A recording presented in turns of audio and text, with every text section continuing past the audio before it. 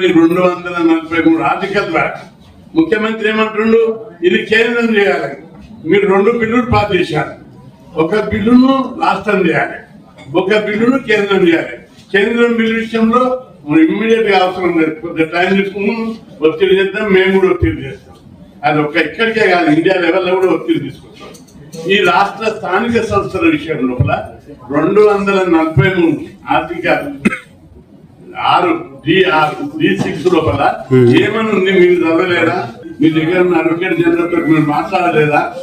ఎందుకు ఆ విషయాన్ని గోప్యంగా దాచి పెడుతున్నారు, తొక్కి పెడుతున్నారు? నేను ముఖ్యమంత్రి గారిని సవాల్ చేస్తున్నాను. పైగా అన్ని తెలిసి కూడా మీరు ఢిల్లీకి పోయారు. ఇది ఢిల్లీ ప్రభుత్వం, బీజేపీ ప్రభుత్వం. బీజేపీ ప్రభుత్వం చేసేవి ఉన్నాయి. సోదరులు ఇంకా మంచి క్లారిఫికేషన్ ఇచ్చారు. పార్లమెంట్ లో పెట్టినటువంటి బిల్లుకు కేంద్రం, రాష్ట్ర అసెంబ్లీలో పెట్టినటువంటి బిల్లు ఎవరు పాస్ చేస్తారు? నువ్వు పాస్ చేసినావు. జియో ఎవరు తీస్తారు? నువ్వు తీస్తావు.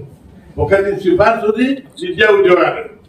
రాష్ట్ర ప్రజలందరూ కూడా గుర్తుపెట్టుకోవాలి, ఈ స్థానిక సంస్థల రిజర్వేషన్లను నిర్ణయించే అధికారం రాష్ట్ర ప్రభుత్వానికి, రాష్ట్ర అసెంబ్లీకి ఉంది.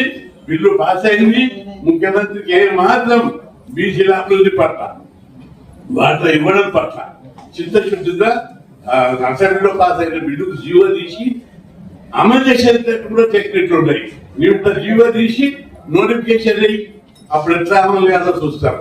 అప్పుడు ఏ కోర్టు కూడా స్టే ఇవ్వరు, ఎందుకంటే ఎన్నికల నోటిఫికేషన్ వచ్చింది కాబట్టి దీన్ని ఇప్పుడు ఈ స్టేజ్ స్టే ఇవ్వలేమని చెప్తారు.